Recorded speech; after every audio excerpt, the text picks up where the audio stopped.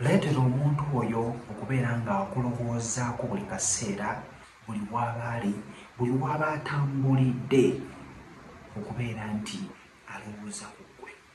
Ogenda kubeera ng'okikola otya? Ntunuulidde omuntu oyo ng'osula naye, naye nga weeraliikira okubeera nti bamukutwalako. Oyagala kubeera nga obba ebirowoozo bye. Kino ky'ogenda okukola.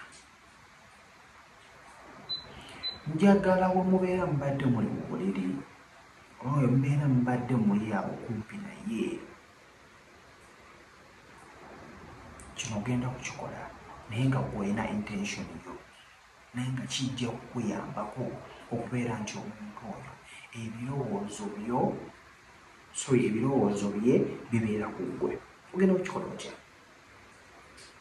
Njagala obeere nga oddira ekibatu kye ekya left, lumbale ng'ali awo omukombe mungalo, oyiseemu just akalimiko ekibatu kye, omugambe nti nkwagala nnyo era nkulowoozaako nnyo era nkumiisinga nnyo, naawe njagala ondowoozengako.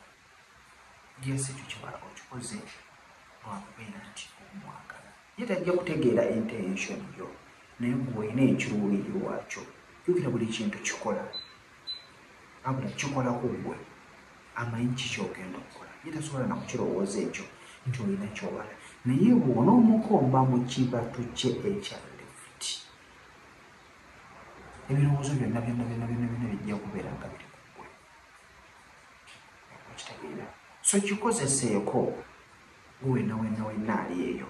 Singa obadde ogamba nti omuntu oyo oyina ayagala abeere ng'akulowoozaako, kine bw'anaabeera abadde atambudde gy'atambudde n'agenda gy'agenze, ebirowoozo tebijja kubeera nga bikuvaako kubanga gwabeera naye. Oyinza okungamba ate nange bwe nkikola, bwekikole tekijja kukulemesa. Oli bw'aba atunda kino n'oli ng'atunda kiri, kikulemesa okubeera ng'okola ekikyo nti nedda. Sokola ekikyo, linda kubeera ng'olaba ekivaayo. Oyinza okungamba ngenda kukikola omulundi gumu, wonna weeyagalidde, wonna obudde bw'ofunye, gwe mu kibatu.